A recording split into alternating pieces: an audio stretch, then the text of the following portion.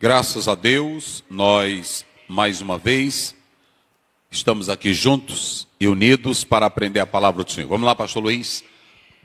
Lição de número 4. Jesus, o pão da vida. Primeiro ponto. Jesus, a multidão e o milagre da multiplicação. Segundo ponto. Jesus desafia a fé dos discípulos. Terceiro ponto. Jesus, o pão que desceu do céu. Muito bem. Essa é a temática e está tratando sobre Jesus como pão que desceu do céu. E a base é João capítulo 6, 1 a 14. Nós temos agora a nossa verdade prática e o nosso texto áureo. Texto áureo. Eu sou o pão da vida. João 6, 48. Verdade prática. Jesus é o pão da vida que sacia a fome espiritual de todo ser humano. Vamos ler aí de novo, estava ajeitando aqui. Jesus... Para aí, só um minuto. Jesus é o pão da vida que sacia a fome espiritual de todo ser humano. Muito bem. A ênfase da lição hoje, só tirar isso. Acho que tem muito peso, né? Tá, não tá? Isso. Então, tudo bem. O que nós devemos entender aqui é que a ênfase é Jesus Cristo como pão da vida. Jesus, ele não é apresentado como uma verdade filosófica. Jesus na Bíblia não é apresentado como um místico. Jesus não é apresentado como um camponês. Jesus não é apresentado apenas como um pregador, um orador. Não, Jesus é apresentado como o pão da vida. Ou seja, é a essência, a verdade espiritual para a alma humana. Então é muito importante vocês atentarem para essa realidade na verdade prática. Vamos à leitura do texto. João 6, 1 a 14. Depois disso, partiu Jesus para outro lado do mar da Galileia, que é o mar de Tiberíades. E grande multidão o seguia, porque via os sinais que operava sobre os enfermos. E Jesus subiu ao monte e assentou-se ali com os seus discípulos. E a Páscoa, a festa dos judeus, estava próxima. Então Jesus, levantando os olhos e vendo que uma grande multidão vinha ter com ele, disse a Filipe: onde compraremos pão para estes comerem? Mas dizia isso para o experimentar, porque ele bem sabia o que havia de fazer. Filipe respondeu-lhe: 200 dinheiro de pão não lhe bastarão, para que cada um deles tome um pouco. E um dos seus discípulos, André, irmão de Simão Pedro, disse-lhe: está aqui um rapaz que tem 5 pães de cevada e 2 peixinhos. Mas o que é isso para tantos? E disse Jesus: mandai assentar os homens. E havia muita relva naquele lugar. Assentaram-se, pois, os homens em número de quase 5.000. E Jesus tomou os pães e, havendo dado graças, repartiu-os pelos discípulos, pelos que estavam assentados, e igualmente também os peixes, quanto eles queriam. E quando estavam saciados, disse aos seus discípulos: recolhei os pedaços que sobejaram, para que nada se perca. Recolheram-no, pois, e encheram 12 cestos de pedaços dos 5 pães de cevada que sobejaram aos que haviam comido. Vendo, pois, aqueles homens o milagre que Jesus tinha feito, diziam: este é verdadeiramente o profeta que devia vir ao mundo. Muito bem, queridos, nós temos aqui ao lado os apontamentos da lição, que vai do capítulo 1 até o capítulo 3, baseado na lição. E aqui é o texto bíblico de onde a lição ela é extraída, ok? Primeiramente, nós vamos começar dizendo que essa narrativa do milagre dos pães ou da multiplicação dos pães, ela está presente nos 4 evangelhos. Isso para realçar a importância desse milagre e que ele está acima de todos os demais milagres operados por Jesus. Porque nos outros milagres que Jesus fazia, a cura, libertação de cegos, de oprimidos, visava uma libertação física, um campo material, físico, a cura humana. Agora, no milagre da multiplicação, na multiplicação dos pães, a dimensão do mesmo é revelar a essência de Jesus Cristo e a centralidade da fé cristã. A centralidade, quando ele diz, eu sou o pão, ani artos, eu sou o pão, ele estava usando a mesma expressão de Êxodo 3, quando o próprio Deus falou para Moisés, eu sou. Êxodo 3,14, eu sou.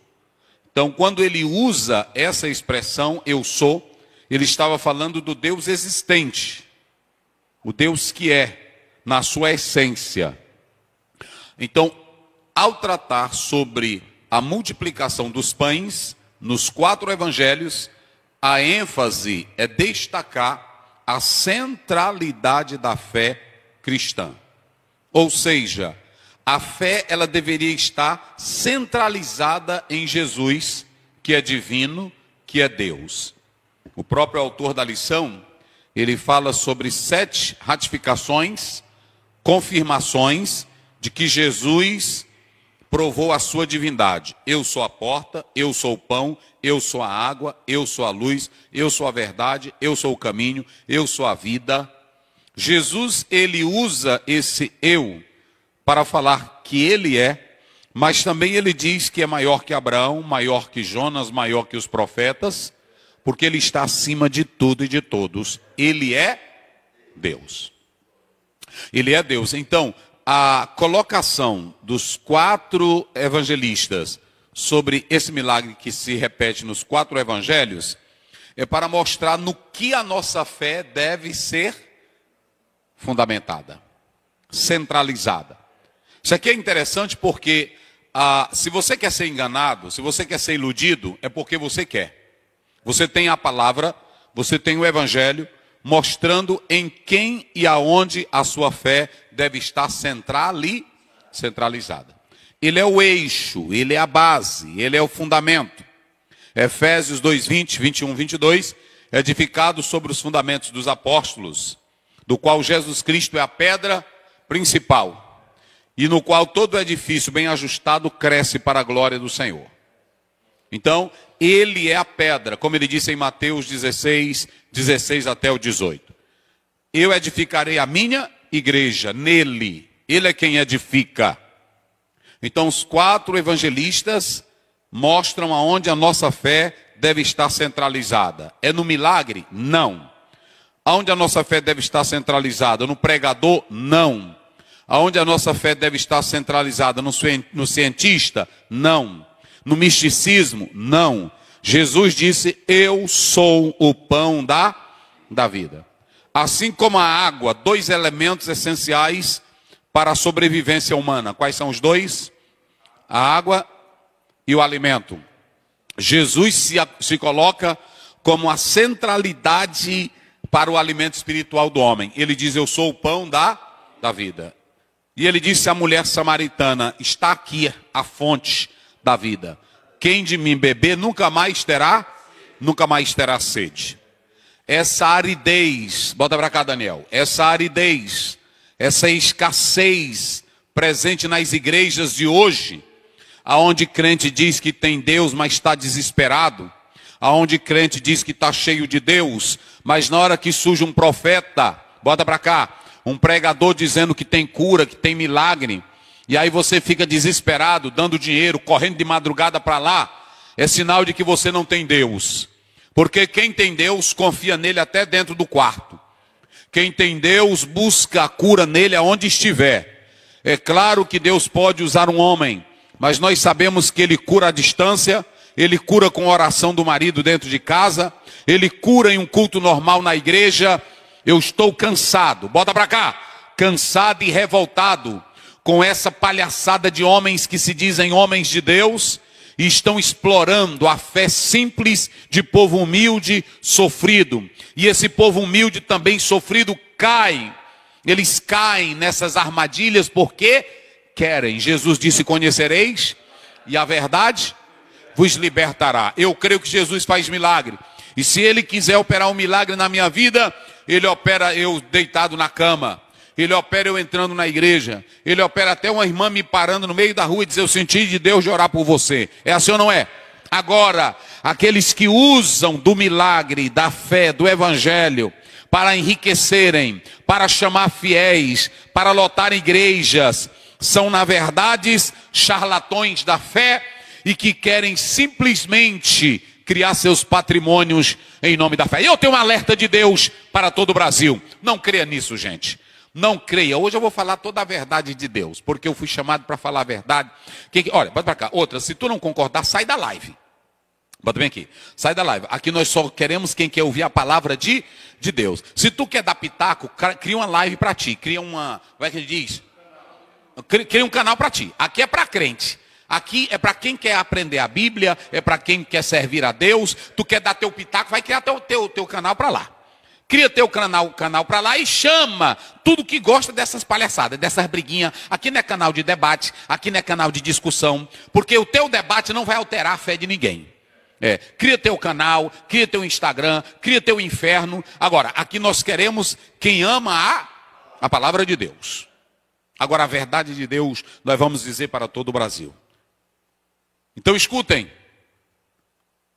Vamos analisar o texto. Como é que diz? Começa aí, vamos lá. Vamos analisar o texto. João capítulo 6. Isso. Depois disso, partiu Jesus para outro lado do mar da Galileia, que é o de Tiberíades. E grande multidão o seguia, porque via os sinais que operava sobre os enfermos. Muito bem.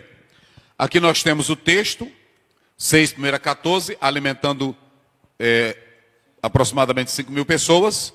E aí, seguido dessa alimentação, é que vai vir o sermão sobre o pão da vida. Veja que o autor, ele está tratando nesse primeiro momento só do milagre. Ele está tratando só do milagre. E por que a multidão estava atrás de Jesus?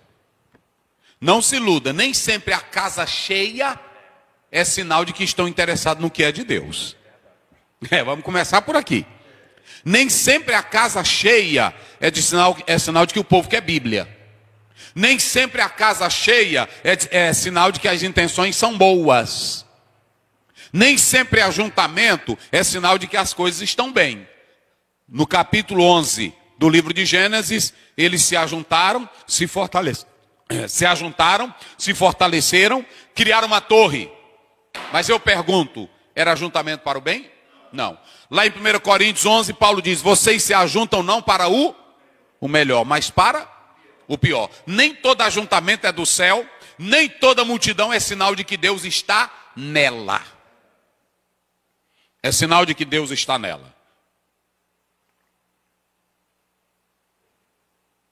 Então veja bem, a primeira coisa que nós vamos analisar, alguns dizem que o capítulo 5 e o 6 não estão em ordem cronológica. Alguns sugerem que seria melhor colocar o capítulo 6 no lugar do 5 e o 5 no lugar do 6. Nós não temos base para isso, são pequenas opiniões. Mas eu estou dizendo isso porque alguns comentaristas, você pode ler e talvez eles vão falar sobre isso. Mas não há necessidade disso. O texto, ele não identifica qual local estava sendo a montanha. Só diz que ele subiu ao monte. E naquela época, ao redor havia muitas cadeias de montanhas. Poderia ser qualquer uma delas, mas não há planície, mas não há nenhuma identificação certa desse local. A primeira coisa que nós vamos aprender aqui é que esse milagre ele serve como um sinal. Esse milagre não era para mostrar que Jesus sabe fazer pão, não era para mostrar que Jesus queria abrir uma padaria, e nem era para criar um grupo de pessoas em busca dele todo dia para comer pão. Esse milagre como sinal, e João, é característica de João, tratar como um sinal que dava credencial de que Jesus de fato era Deus. Rapaz, é bem feita a Bíblia, não é isso? Todas as vezes que nós lermos esses milagres, ou melhor, esse milagre aqui, há 4 coisas importantes sobre esse milagre. Primeiro, ele está revelando que Jesus é o pão da vida. O primeiro alvo aqui desse milagre é mostrar que Jesus Cristo é o sinal apontando que Jesus Cristo é o pão da vida. Esse é o primeiro momento. Segundo, evidenciar que o nosso Senhor, ele tem compaixão, ele tem misericórdia e ele tem cuidado para com as pessoas. Não é isso? Vamos falar das 4 perspectivas sobre esse sinal. Qual é a primeira? A primeira perspectiva? Mostrar que Jesus é o pão da... Pronto. A segunda é mostrar que ele cuida dos seus. Jesus é interessado tanto no cuidado físico, como no cuidado o quê? Espiritual. A terceira coisa, Jesus Cristo estava mostrando que esse sinal apontava que ele era o Messias prometido. O melhor para a humanidade. Ele não é uma melhor opção. Ele não é uma das saídas. Ele não é qualquer ideia. Ele é a melhor ideia. Ele é a melhor opção. Ele é a única. Então veja que o propósito desse sinal era mostrar que ele é a única saída, a única opção, a única verdade, a única vida, o único caminho, o único pão, a única fonte da vida.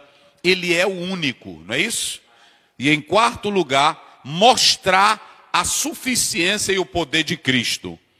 Nos 4 evangelhos, o objetivo deste sinal é exaltar Jesus Cristo como pão, como Messias, como aquele que tem todo o poder para fazer todas as coisas, inclusive suprir a necessidade física e espiritual do ser humano. Então aqui você tem o propósito do milagre, ou seja, o milagre como sinal. E estamos apresentando o propósito, não é isso?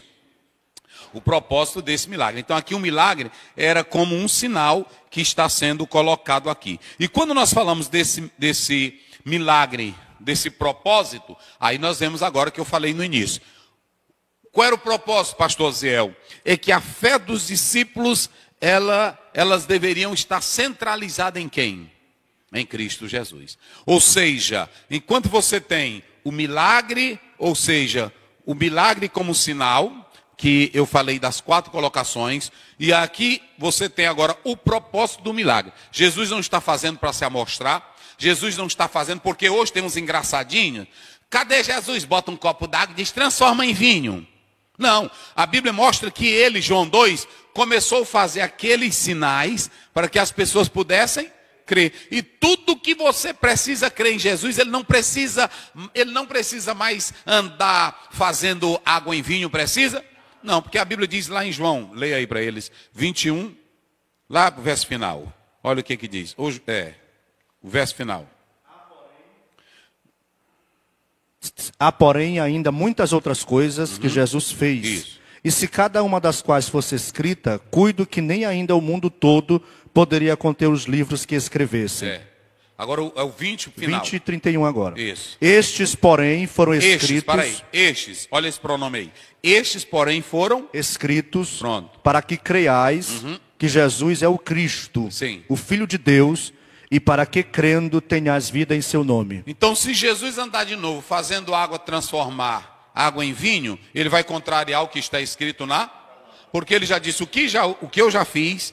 Vejam bem, todas as operações de milagres e maravilhas eram para ratificar a divindade de Jesus Cristo. Hoje ele não precisa andar fazendo um monte de coisa para que as pessoas creiam, porque o objetivo dele não é fazer sinais ou milagres para impressionar. Ele fez como uma forma de credibilizar perante o povo a autoridade dele como Messias.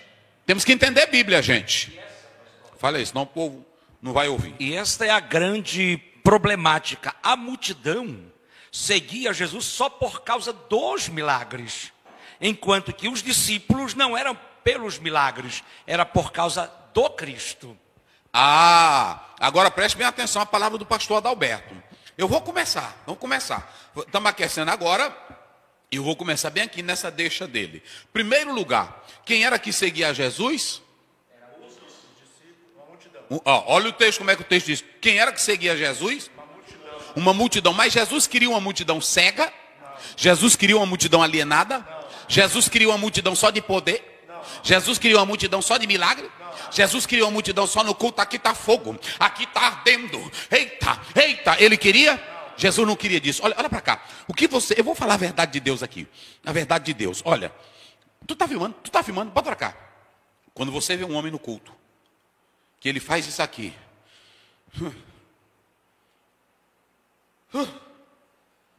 Ele é um mentiroso. Falso profeta. Falso profeta. O Senhor não usa teatro. Ele usa evangelho. Você não vê um momento de Jesus, ele saindo de si, ele em transe, ou ele caindo, ou dizendo para o povo, me carreguem que eu estou cheio.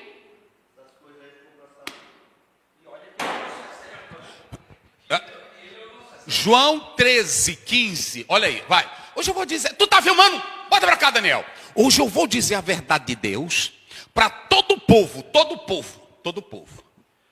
Porque eu vos dei o exemplo. Eu vos dei o exemplo. Para que como eu vos fiz, sim, façais vós também. Prestem bem atenção. Jesus era o Filho de Deus ou não era? Quando você lê Mateus 17, a Bíblia diz que ele esteve no Monte da Transfiguração. Quem era que falava com ele? Elias e quem mais? E Moisés. E os discípulos viram, Pedro, Tiago e João, viram a glória invadir ele. Foi assim ou não foi? A glória invadiu, que foi tamanha, que Pedro disse, não vamos sair daqui não. Não vamos, oh meu Deus. Hein? Vamos ficar só vendo esse quadro maravilhoso. Meu Deus do céu. Aí vocês têm raiva de mim. Os profetas rei. Pastor que não entende Bíblia, que não sabe o que é. A interpretação real tem raiva. Porque era gostoso ou não era? Eles disseram, aqui está gostoso. E eles disseram, nós não queremos nem cabana para nós. Lá estava tão gostoso, que eles disseram, não queremos cabana. Faça uma cabana. Vamos fazer uma cabana para quem? Para Elias, Moisés e quem mais? Nós vamos ficar só vendo essa? Não, vamos ficar só vendo essa glória. Eles ficaram invadidos pela glória. Ficaram tomados pela... Mas quando desceu, Jesus disse assim, não contem isso para ninguém. Senhor disse, eu tenho muita gente para ganhar. Eu tenho muita gente para ganhar.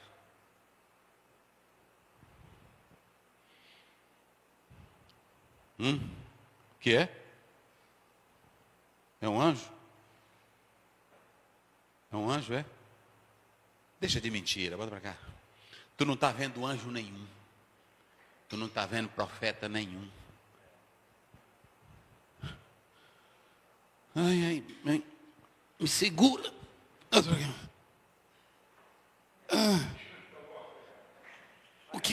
O grandão da Galiléia me tomou aqui, numa unção. Deixa de show, rapaz. Olha para cá. Deus vai cobrar de ti, falso profeta, mentiroso, enganador, palhaço. Deus não usa essas coisas. Capítulo 17, capítulo 18 de 1 Reis. Os profetas de Baal faziam o quê? Pulavam. O que mais? Se cortavam. O que mais? Gritavam. O que mais? Elias fez o quê? Só ajeitou o altar e entregou para Deus. Se Deus quer curar, o poder é dele. Ele faz como ele. Rapaz, meu Deus do céu. João Batista, um dos últimos profetas. Sim, o que João Batista fez? Só pregou. E quando alguém dizia, rapaz, mandaram perguntar, porque ele tinha autoridade e nem fazia milagres. Aí mandaram perguntar, tu és o Cristo? Foi o que ele disse? Eu não sou Cristo. Irmão, se fosse hoje, só porque um diz que é pregador, quer se amostrar, e João Batista, que era o preparador da vinda ele disse, o que vem aí eu não sou digno nem de me abaixar para desatar. E ele disse, é bom que ele cresça e que eu... diminua. Quando foram dizer, olha, Jesus está batizando, mas ele disse, eu disse para vocês, eu não sou o Messias, eu não sou o Cristo, eu não sou nada, eu sou amigo do noivo. Mas quem tem a noiva é ele. Teve tremelico em João? Teve tremelico em João?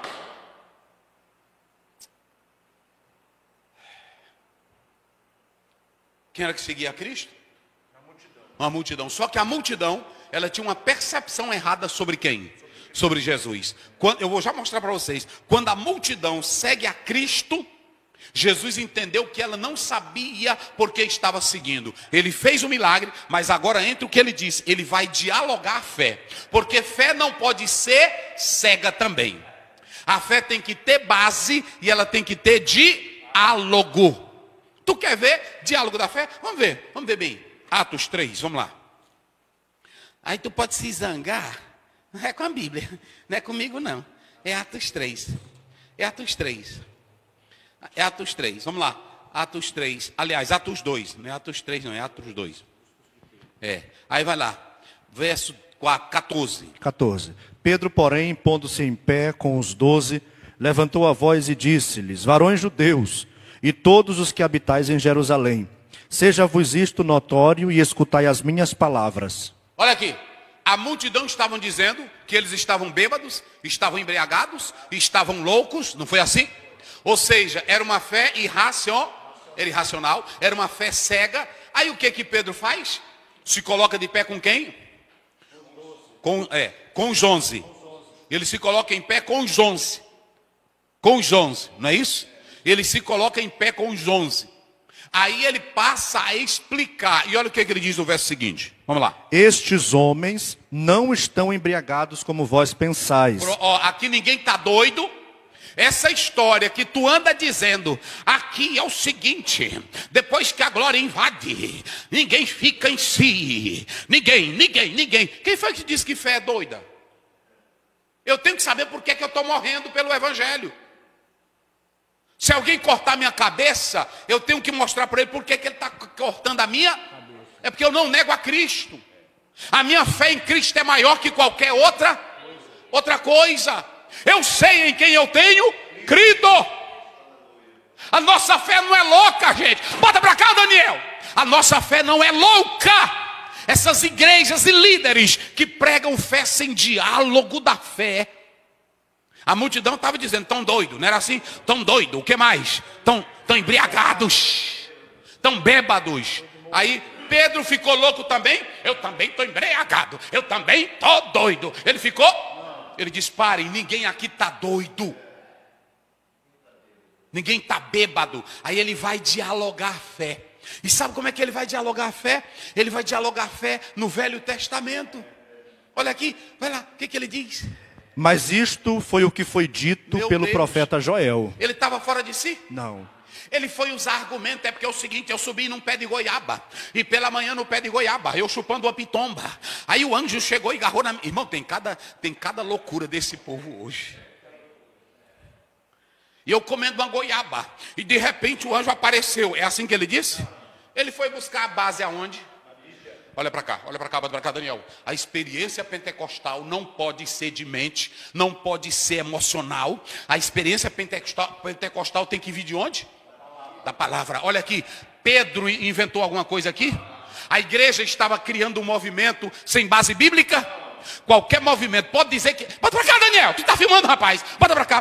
Podem dizer que lá tem anjo, pode dizer que lá tem fogo, pode dizer que a porta do céu abriu lá. Mas se não tiver um versículo para respaldar, não é de Deus. É invenção. É invenção. E por que eu estou falando isso aqui? Porque quando Jesus viu a multidão correndo atrás dele, ele disse, não, a multidão não está me conhecendo, ou melhor, não está entendendo. Não é assim? Eles estão pensando que eu sou o quê? Padeiro? Hein? Eu sou padeiro da fé? Eles estão pensando que eu sou padeiro? Eles estão pensando que eu sou multiplicador de milagres? Eu estou fazendo um sinal para confirmar a minha deidade.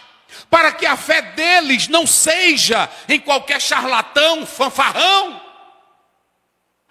Meu Deus do céu. Se a fé se fundamentar só no milagre, quando o milagre cessa, a fé acabou. Só que Jesus está por em cima do milagre. Pastor Adalberto, era como se tudo findasse ali. E como a multidão não tinha, aí Jesus Cristo, irmão, rapaz, a fé tem que ser o quê? Que eu disse agora? Dialogada. Como a multidão não entendeu, Jesus diz assim: gente, esse pão que eu estou dando para vocês, amanhã se acaba. Eu quero dar algo. Olha a fé dialogada. Vocês devem trabalhar pela comida. Isso. E não pela comida que perece. Trabalhar pela comida que e a comida que permanece é para a vida eterna. O carro se acaba, a casa se acaba. Jesus disse em Mateus 6: aqui o que você tem, o ladrão pega, a traça come e a ferrugem acaba. Aí ele diz: ajuntai para vós. Meu Deus, a fé tem que ser dialogada, gente. A fé tem que ser dialogada. Eu creio que Jesus faz o milagre, sim. Eu creio que Deus abriu o mar vermelho, eu não tenho dúvidas. Agora a minha fé é mais do que isso. A minha fé me aponta para uma dimensão superior, que é a salvação em Cristo para a vida eterna. E vocês sabiam, essa fé que não é dialogada é uma fé pobre. É uma fé materialista. A igreja está lotando de pessoas que só vão para culto se tiver um milagre. Se Jesus curar a mãe que está doente de câncer, ou se Jesus fizer um milagre, ou se Jesus abrir a porta. E eu sei que Ele faz, mas a minha fé não é isso. Gente, e o que eu fico mais admirado é que essa fé já estava no Velho Testamento. Quando você vê o escritor aos Hebreus citar o capítulo 11, gente, vamos para lá. Eita, rapaz, é lá pelo verso 16, 17, vê aí, bora.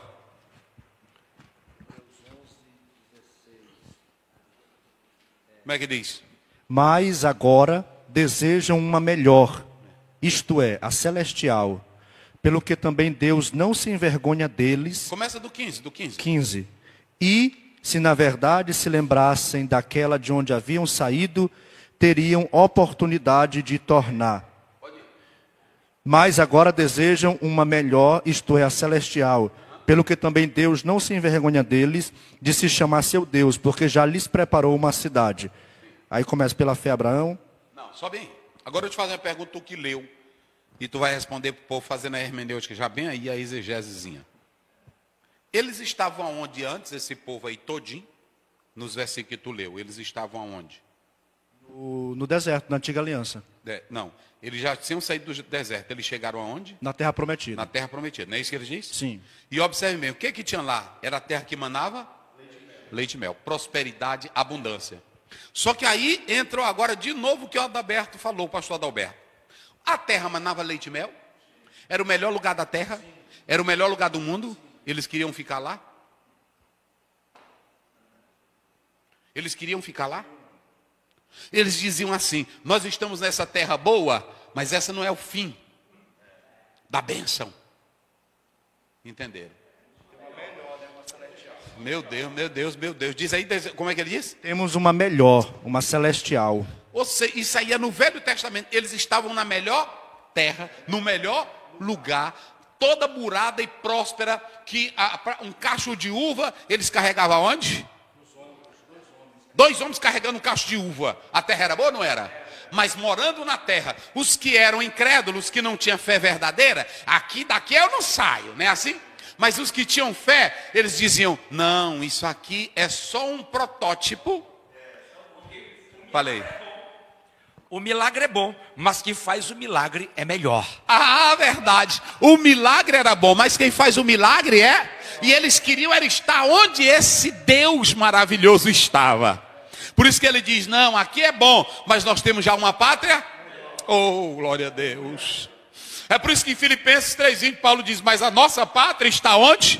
Se a tua fé, meu irmão, se confinar só a uma BMW, tu és o mais lascado da terra. Olha cá, Daniel. Se a tua fé se confinar só a uma fazenda, a poder, tu és o mais miserável. É assim ou não é? Agora eles disseram, não, irmão, meu Deus. É por isso que Moisés, a Bíblia diz que ele deixou de ser chamado o quê? Filho da filha. Eita, rapaz. Isso aqui é o diálogo da fé. Sabe qual é o problema? Bota para cá, Daniel. Sabe qual é o problema nosso? É que nós não dialogamos a fé com os nossos irmãos. Não é isso? Eu só quero falar do poder. Eu só quero falar, é isso, é aquilo. Eu tenho que sentar com meu irmão. O Senhor Jesus cura, o Senhor liberta. Mas esse não é só o alvo. O alvo maior é que nós vamos ser como Jesus. Nós vamos morar onde Ele. Então tudo aqui é passageiro. Esse câncer, essa doença, não tira o peso da glória, Romanos 8,18, de que há de ser revelado em nós no céu de glória. Meus irmãos, eu vou dizer uma coisa para vocês aqui. Meus queridos pastores e diáconos e professores que aqui estão. Eu vou dizer, se nós dialogássemos a fé com os nossos crentes, sentando com eles, mostrando tudo, seria muito melhor do que essa barulhada toda que está tendo dentro da igreja, que a maioria não sabe definir claramente o que é a sua fé em Cristo. E tu pensa que eu estou dizendo bobagem? Tu pensa que eu estou... Vocês sabiam? Olha, tu está filmando, Daniel? Bota para cá. Verdade de Deus para o Brasil. Eu vou dizer aqui. Olha, Pentecoste não é pular, Pentecoste não é gritar, Pentecoste não é correr. E eu nunca li na minha Bíblia um versículo. Se tu me mostrar um versículo, Jesus mandando tu pular... Se tu me mostrar um versículo, Jesus está me mandando eu pular. Bota aí, eu vou dar R$2.000 agora. Se você me mostrar, eu boto na tua conta. Jesus mandou eu pular, eu fazer aviãozinho, eu correr. Se tu mostrar para mim um versículo, eu boto na tua conta agora R$2.000. Pronto, tem um irmão aqui vai dar os 2.000, bota aqui para ele. Olha, que ele é empresário. Deixa eu te dizer uma coisa. Se tu me mostrares um versículo, agora, Jesus me manda eu pular. Jesus manda eu correr. Pastor Zé, o senhor está dizendo que o crente não pode? Pode. A Bíblia diz, batei palma todos os diante das maravilhas de Deus. O crente não pode glorificar a Deus? Assim pode. Mas eu não estou dizendo que isto é ortodoxia bíblica, gente. Não é. Vamos ver aí, só para os irmãos observarem uma coisa. A Bíblia diz claramente no ajuntamento espiritual. Eu já preguei isso aqui tanto, mas quando a gente fala, vamos começar primeiro, fé dialogada. 1 Pedro 3,15, fé dialogada. Vamos ver lá, 1 Pedro 3,15, fé dialogada. 1 Pedro 3,15. Antes... sacrificai a Cristo. Sacrificai não. Santificai. Santificai a Cristo. Como Senhor em vosso coração. Antes santificai a Cristo aonde? Como Senhor em vosso coração. Primeiro, Jesus está dizendo, saiba quem é o Senhor da sua vida. O senhorio de Jesus tem que estar dentro de você. Depois... e estais sempre preparados. Aqui só pode estar preparado quem tem diálogo da fé.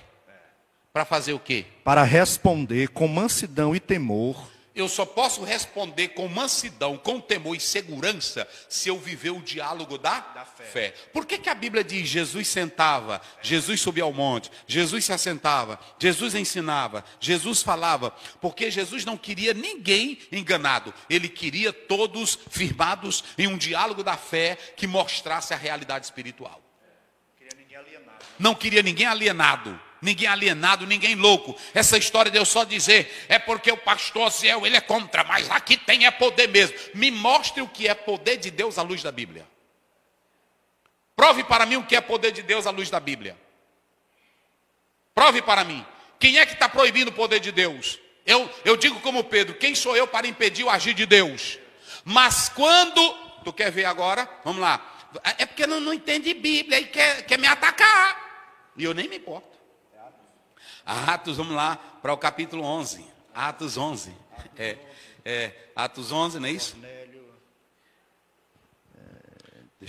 Atos 11? 11, 17.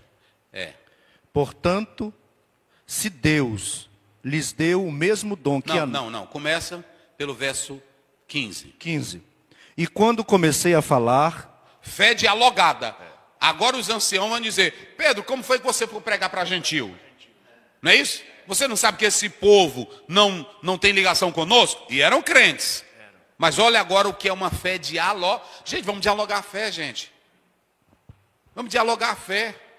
Vamos conversar, vamos mostrar. Mostre para adolescente, mostre para o jovem o que é fé. Vamos lá, leia. E quando comecei a falar, caiu sobre eles o Espírito Santo, como também sobre nós no princípio. Sim. E lembrei-me do dito do Senhor quando falou. De novo, preste bem atenção. Toda a experiência que Pedro via acontecendo, ele ligava com o quê? Com as Escrituras. Fala, com o quê? Com as Escrituras. Ele não inventava nada da cabeça. Ele comparava. Ele estava o seguinte, ele ficava observando. Isso aqui tem base ou não? Na hora que Simão pediu dinheiro para oferecer o dinheiro, o que foi que ele disse? Tu estás cheio do diabo. Ele sabia o que era de Deus e sabia o que era do diabo. E quando ele viu, ele estava explicando agora, dialogando com as autoridades, o que era o poder de Deus. Vamos lá. E lembrei-me do dito do Senhor quando disse: João certamente batizou com água, mas vós sereis batizados com o Espírito Santo. Esse batismo aqui com o Espírito Santo, ele estava mostrando claramente que o Espírito Santo haveria de atuar, porque tem os dois sentidos: batizar para unir no corpo, como está em 1 Coríntios 12, 13, mas também batizar purificando as vidas através do fogo do Espírito Santo de Deus. Prossegue. Portanto, se Deus lhes deu o mesmo dom que a nós, quando cremos no Senhor Jesus Cristo, quem era então eu para que pudesse resistir a Deus? Quem era então eu para resistir a Deus? Ele entendeu que o que ele estava falando, o que ele viu na casa de Cornélio, era a ação de quem? Do Espírito Santo através do quê? Da palavra. Ele não viu nada fora da palavra. Gente, meu Deus do céu. Aí o Senhor Jesus, ele vê uma grande multidão que está atrás dele, faminta. E faminta literalmente, mas não era fome. Falei. É interessante que no próprio texto, Pedro não está fazendo nenhum movimento. Pedro está simplesmente pregando a palavra. Pedro está simplesmente ensinando. E quando ele ensina, sem nenhum movimento, o Espírito Santo desce. Pastor Adalberto, quem é que vai proibir você estar pregando a palavra e de repente alguém fala línguas estranhas? Alguém pregando a palavra de Deus e o irmão diz: Pastor Zé, eu senti que se o senhor orar aqui por mim agora, eu vou ser curado. Quem é que vai proibir isso, gente? Ninguém está proibindo isso. O que nós estamos batendo contra são essas invenções que não tem nada a ver com a palavra de Deus. Bota para cá, Daniel. Pastores de Deus, homens de Deus, vamos olhar para a Bíblia. Vamos olhar para a Bíblia, gente. E observem bem, prosseguindo. Aí o Senhor Jesus vê aquela multidão, mas ele olha para Filipe. E como é que ele diz para Filipe? E Jesus subiu. Então Jesus, levantando os olhos, vendo que uma grande multidão vinha ter com ele, disse para Filipe: Isso. Onde compraremos pão para eles comerem? Observem bem que Jesus sabia que a multidão era grande. A próxima cidade, a mais próxima, era Betsaida. E já estava tarde, o horário era tarde, a noite já estava se aproximando. Para comprar naquele exato momento, eles não teriam nem dinheiro, não é isso? E nem condições de chegarem lá. Então Jesus primeiro coloca um problema diante de quem? Dos discípulos. Ele coloca o problema. Não era problema para Jesus, mas era problema para quem? Para os discípulos. Havia problema para os discípulos, mas não tinha problema para Jesus. Por isso que a Bíblia diz que Jesus disse isso para o peirason. Vamos lá, peirason. Essa palavra aqui é testar. É esperme. Interessante, eu fiz essa tradução aí. Se vocês analisarem bem no texto original, essa expressão, esse verbo no texto original, peirazo, ele está apontando para testar, para analisar, fazer uma experiência como teste. Mas pode ser testar alguém positivamente ou testar alguém maliciosa. Aqui Jesus não estava testando maliciosamente, porque ele não faz isso. Era testando positiva para saber como eles haveriam de reagir diante daquela situação. Interessante que esse teste aqui, Jesus estava fazendo para Filipe, para mostrar para ele como é que, diante da necessidade da multidão, diante do apelo da multidão, diante do grito da multidão, como era que ele haveria de se portar? Falei. Professor Zé, porque o Peirazon, ele tanto faz teste positivo ou negativo, como o senhor disse, tanto faz testar para fortalecer, como testar no sentido de tentação. Por isso o contexto explica. Por isso as pessoas usam uma palavra solta assim, sem contextualizar, aí gera uma heresia. Um problema, é verdade. Um problema. Então tem que saber, dentro dessa conexão textual, a análise da sintaxe dentro do texto, não é isso? É muito importante essa estrutura, ok? Então, o Senhor Jesus faz esse teste para experimentar, não é isso? Para experimentar. Aí é o verso? Verso 6. Isso, a fé dos discípulos. Dizia isso para experimentar. Então, ele fez. Aí, o que acontece? Na mesma hora, o Filipe faz cálculo, não é isso? O Filipe faz cálculo. Porque se vocês analisarem, ele diz aí, como é que ele diz? Filipe respondeu-lhe: 200 dinheiro de pão não serão suficiente para que cada um deles tome um bocado. Olha, um denário inteiro poderia fornecer uma alimentação para 2 dias, ou então 30 refeições. 200 denários poderia dar uma refeição para 6.000 pessoas. Mas só homens lá tinham quanto? Então não daria. Ou seja, não tinha igreja naquele momento, nem multidão que pudesse. Ele mostrou a impossibilidade. Onde acharíamos? Nem que nós tivéssemos 200 dinheiro. Porque o denário correspondia a uma diária de um trabalhador. Então uma família de 5 pessoas mais ou menos, trazendo para esse campo, aí você vê o que um denário poderia alimentar durante 1 ou 2 dias. E aí o problema era grave, o problema era sério. Porque ele deixou claro a impossibilidade. Aí entra o outro discípulo, o André. O que o André diz? Vamos lá. E um dos seus discípulos, André, irmão de Simão Pedro, disse-lhe: está aqui um rapaz que tem 5 pães de cevada e 2 peixinhos. Mas o que é isso para tantas pessoas? Aí o que acontece? Ele olha, colocou 200, não tinha como. Porque era só para 6.000. E aí depois, o outro entra como? Entra com 2 pães, 5 pães e 2 peixinhos. 5 pães e 2 peixinhos. Aí piorou a situação. Porque ele diz, mas o que é isso para tanta? Aí alguns falam do rapazinho, alguns dizem que era um meninozinho. Rapazinho, ele já tinha uma faixa etária interessante. Não era um meninozinho normal. Entendeu? Outros sugerem que seria mais ou menos um escravo. E ele trazia, o que ele trazia? 5 pães e 2 5 peixes. pães de cevada, alimento de pobre, e não de trigo, alimento de pessoas de mais condição. Ou seja, toda a situação era improvável. Mas aonde Jesus está, não há situações improváveis. Ele faz o milagre, ele opera maravilhas.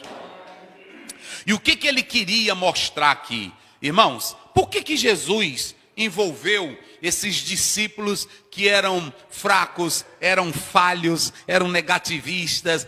É porque Jesus, irmão, estava treinando eles, treinando para uma missão futura. E o Senhor Jesus faz questão de envolver eles no milagre.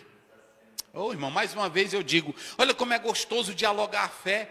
Hoje, quando tem uma pessoa que diz assim, um dia desse entrou aqui na sala, uma pessoa, e aí o irmão disse assim, pastor, essa pessoa quer lhe conhecer aqui. Aí eu comecei a conversar e tal. Aí uma pessoa olhou e disse assim, eu não creio muito em pastor. A pessoa que estava do lado dela. Pastor, para mim, tem muito pastor mentiroso, e eu não creio muito nessa história de Bíblia. Eu olhei para ele e disse assim, meu querido, tu estava lá? Não, era outra pessoa aqui, o irmão. Eu me lembrei aqui do irmão. Aí eu olhei para ele e eu disse, olha, meu querido, julgar como você quiser é uma questão sua, mas eu vou orar por você, para Deus te dar a vitória. E no dia que você puder vir aqui, para eu sentar e mostrar para você o caminho do ateísmo, da negação, que nós também temos argumentos. Ele olhou assim para mim e disse: pastor, me interessei. Eu venho aqui num culto agora. E eu, pastor, eu quero dizer que eu retiro as minhas palavras.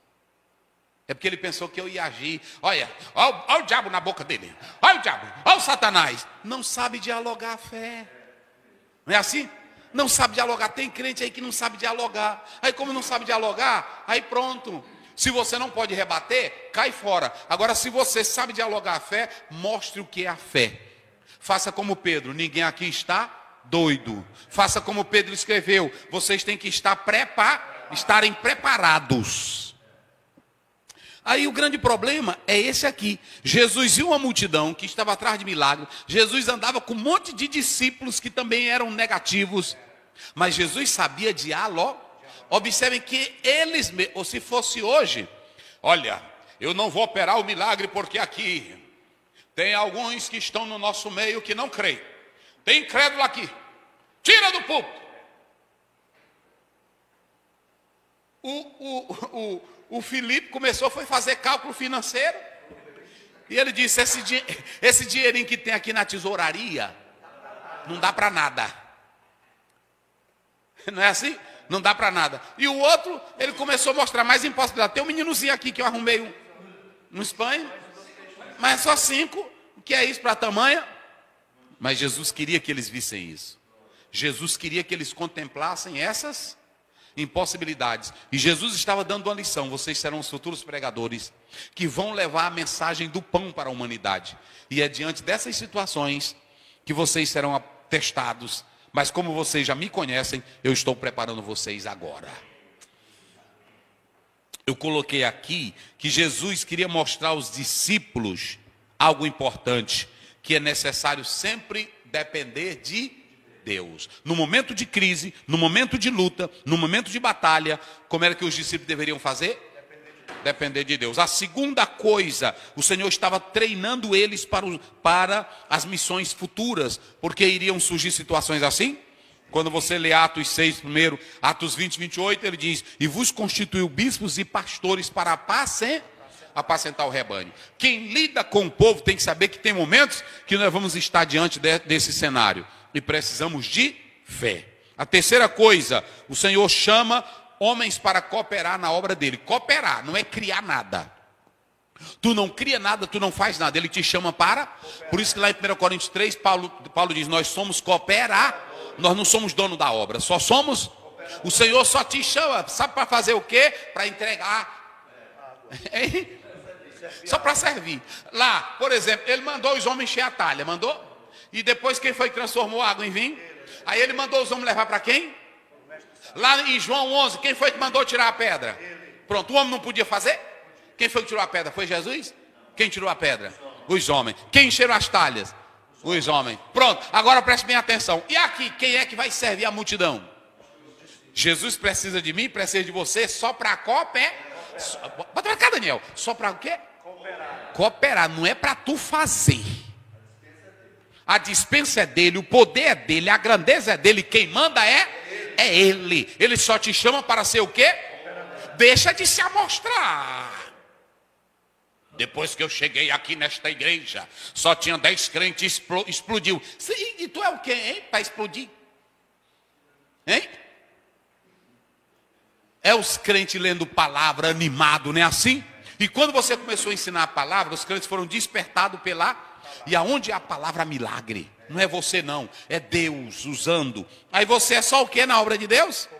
Cooperador. Pronto, o próprio Senhor Jesus não faz tudo sozinho. Ele envolveu os... Ou seja, na igreja nós temos que fazer o quê? Envolver a igreja. Agora deixa eu dizer, a igreja também precisa entender. Porque às vezes o irmão está tocando bem aqui, aí só porque botou outro, ele já fica com inveja. Uma coisa desgraçada, do inferno. Coisa do cão, rapaz. Aí tem um outro pregador, chegou aqui, aí disse: o irmão quer tomar minha cadeira. Que negócio de tomar cadeira? Vai fazer a obra de Deus, rapaz. Então pronto. Olha aqui. É preciso o quê? Opa. Eita. Bora. Aí ele, depois que ele mostrou tudo, o que ele disse para os discípulos? E disse Jesus: mandai assentar os homens. Manda fazer o quê? Assentar os homens. Jesus não trabalha na desordem. Eita, meu Deus. Na bagunça, culto veio bagunçado. Trabalho veio bagunçado. Menino correndo dentro de templo. É assim ou não é? Conversa velha para todo lado. Aí pronto, aí fica lutando. Irmão, prega que Deus abençoa. Deus não trabalha na bagunça. Deus trabalha onde há ordem, ordem. E tu quer ver? O apóstolo São Paulo não queria culto com... Ei, bagunçador. Bota pra cá. Daniel, tu tá filmando? Bagunçadores de culto. Deus tem uma mão pesada e ele vai sentenciar você que bagunça os cultos dele. Olha o que o apóstolo São Paulo diz em 1 Coríntios 14. Corre lá para mim fechar aqui. Eita, rapaz. É o último versículozinho. Eu gosto da Bíblia. Eu gosto da Bíblia. 14:40. Vai. Mas faça-se tudo com decência e com ordem. Faça o quê? Tudo. Com o quê? Com decência e com ordem. Hã? Com decência e com ordem. O que foi que Jesus fez para fazer a multiplicação dos pães? Mandou todo mundo se Teve uma assentar. bagaceira. Eu quero meu pedaço primeiro. Bota... Ei, Jesus, o menino aqui tomou meu pedaço. Tem isso? Foi o que ele disse? Se assenta e os discípulos vão Ele dá uma ordem, sentem todos, e depois que sentam, ele me dá o pão dos meninos que o menino trouxe. Não é assim? Aí ele agradece a Deus por duas razões. Aí é chamado, isso aqui não é linguagem de igreja católica não, está no grego. Eucaristia, gratidão. Quando ele pega o pão, ele agradece por duas razões. Uma, porque Deus providenciou o próprio Jesus para ser o pão para a humanidade. Graças te dou, Pai. Jesus agradece ao Pai porque o Pai queria o bem da humanidade. Irmão, ele providenciou o próprio Filho dele para ser o alimento da vida eterna. Mas em segundo lugar, ele agradeceu também pelo menino. O menino que estava ali com aquele 5 pães e 2, ele deu graça. Depois que ele deu graça, aí surgiu um pãozão grande, foi? Não. Ele cortava, botava na mão dos... Pronto. E nunca terminava. Vão servir. E eles iam servindo. Todo mundo em ordem. Tinha alguém lá, deixa eu ver como é que ele está operando esse milagre. Tem? Tinha? Deixa eu ver, deixa. Ei, caiu mais um aqui. Tinha desordem? Ordem. Deus só trabalha na ordem. Ele começa o universo organizando a casa que está no caos. Ele começa colocando ordem na casa. Irmãos, Deus não quer culto bagunçado. Mulher velha caindo e mostrando o fundo das partes íntimas dela. Aonde é que tem isso? Irmãos, sinceramente, hoje o batuque velho está tão grande, não faz diferença nenhuma de culto afro para culto evangélico. Não estamos desrespeitando a crença de ninguém, mas tudo está parecido na mesma, e Deus não pode fazer uma coisa diferente no nosso meio, se Ele tem a multiforme sabedoria. Hein? Eita, meu Deus, por que tu faz isso comigo? Agora tu quer ver mais? Coloca o 33, lê o 33. 33, do mesmo texto, né? 1 Coríntios, né? 1 Coríntios. É 1 Coríntios, vamos lá. 33, vamos lá. Deus não quer confusão não, vai. 14:33. Porque Deus não é Deus de confusão, senão de paz, como em todas as igrejas dos santos. Aí pronto, e lê aí o 16, aliás o 26. 26. Que fareis, pois, irmãos? Quando vocês chegam no culto, o que vocês vão fazer? Vai lá. Quando vos ajuntais, cada um de vós tem salmo, Cada um de vós tem salmo, tem doutrina, tem revelação, tem língua, tem interpretação. Faça-se tudo para a edificação. Outra coisa, preste bem atenção. Deus não vai criar 2 pregadores no mesmo culto. Porque Deus já entregou a mensagem para o apóstolo, o profeta, que é o escolhido de Deus. Efésios 4, 11 e 12. A uns pôs Deus na igreja. Se eu estou pregando e o pastor Adalberto tem uma revelação que Deus deu para ele, faça-se tudo conforme a ordem. Ele primeiro espera eu terminar de... Ele não tem autoridade para tomar minha palavra. Por que Deus de confusão é esse? Um dia desse eu vi uma pessoa pregando dizendo: os pastores não querem ouvir a voz profética. Eu ouço a voz profética todo dia, que é essa daqui. Agora, se Deus usar alguém em profecia para mim, não é para a multidão, é para quem? Então ele tem que vir falar para quem? terminar o culto, Deus não já deu? Pronto, ele pode guardar aquela mensagem, ele pode me entregar ela amanhã, ele pode me entregar ela depois, sim ou não? Aí só pode ser no culto. Pronto, tá aí. Então, só pode ser no culto. Aí que é teatro, é isso aí, pastor Adalberto. Aí pronto. Espírito Santo, não vai falar isso não, Espírito Santo.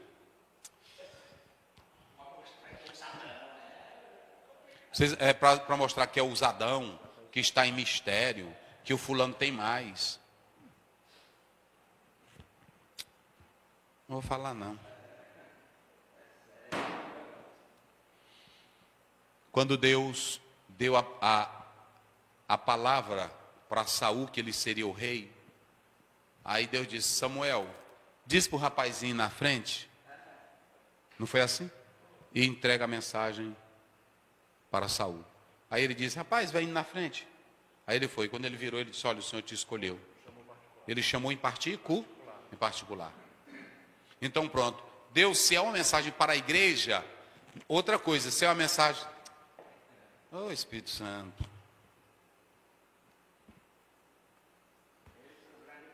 Se a pessoa fica... Aí ela mesma diz: o Espírito Santo está dizendo... que está vindo uma onda de chuva. Não, filho. Isso é mentira tua. Quando ele dá a mensagem, ele já dá a mensagem na língua que o povo está entendendo. Já é interpretada. Se um irmão está sendo usado e é uma mensagem para a igreja, aí a Bíblia diz que tem que ter o intérprete. Não é isso?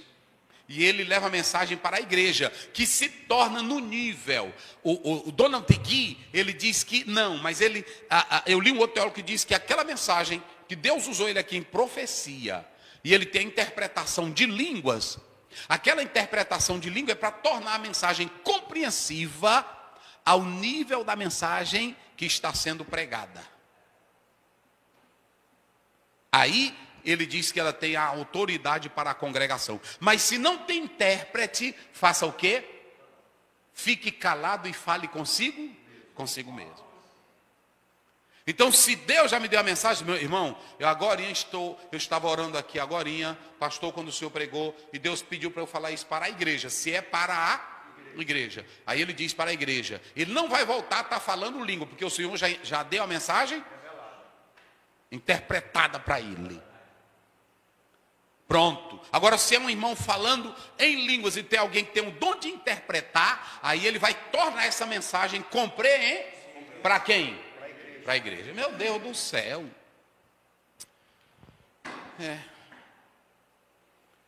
Jesus mandou fazer o quê? Eles ficassem como? Cadê? Tudo sentado para um milagre. Onde tem bagunça, não opera não. Quem gosta de bagunça é o diabo. Ok? Aí pronto, Jesus deu graça pelo alimento. Agora quer ver a grandeza do milagre? Por que ele falou 12? Porque agorinha o Felipe disse: onde nós arrumaremos, ainda que nós tivéssemos 200? Não tem. Aí pronto, e o André disse: só tem quanto?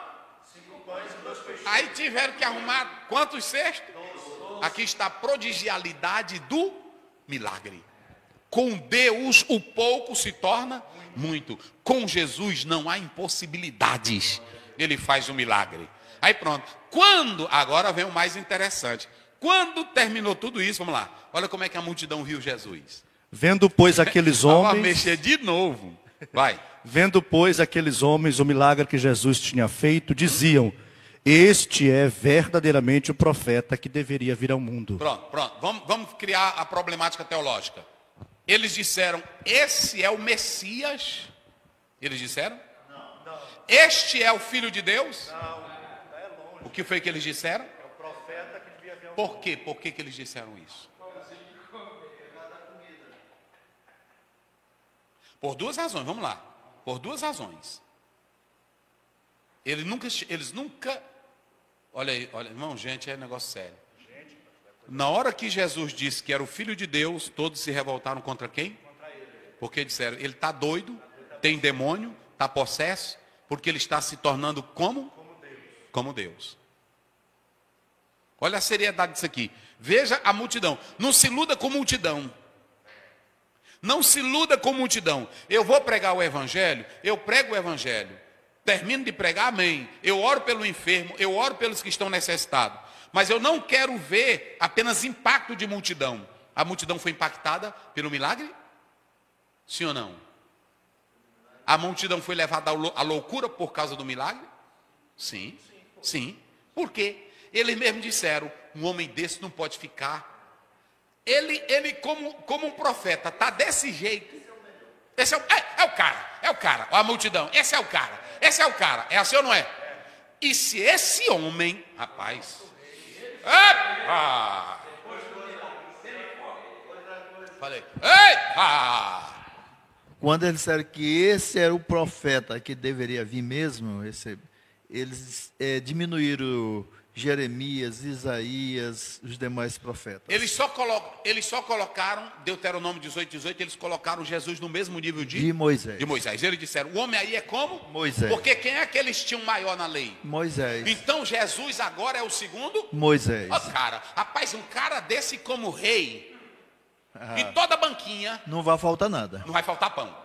Pão é aonde tiver. Porque com Moisés tinha milagre, era toda hora. Era maná, era glória, era roupa aquecendo no corpo. Vamos botar o homem. Jesus disse, vocês não sabem. Agora prestem atenção.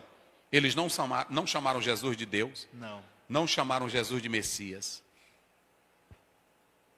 E olha o contraste. Com a mulher samaritana, Jesus não fez milagre nenhum.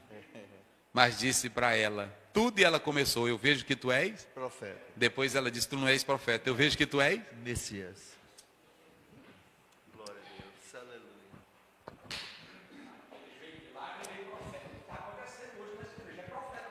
É profeta por todo lado. É só profeta, profetada, não é isso? Não é profeta de pregar a palavra, é profetada. De que adianta você receber a profecia do milagre e não receber o Messias do milagre? De que adianta não compreender o Cristo da salvação? A mulher samaritana diz, Jesus, quando ele disse, mulher, se tu soubesse quem é que fala contigo, ela disse, eu já vejo que tu não és um judeu simples, eu vejo que tu não és só um profeta, eu vejo que tu és o Messias. Novidade para professores e alunos da Escola Dominical. Já estão disponíveis os novos auxílios bíblicos para as classes de adultos e jovens. A revista digital Cristão Alerta preparou um material rico e detalhado para fortalecer o ensino da Palavra de Deus. Agora, você pode ter acesso aos nossos subsídios diretamente no celular ou tablet, facilitando seu estudo e preparação da aula. Acesse agora o link na descrição abaixo e solicite já essas 2 edições exclusivas em PDF. Não perca essa oportunidade de aprimorar o seu aprendizado com conteúdo bíblico de qualidade.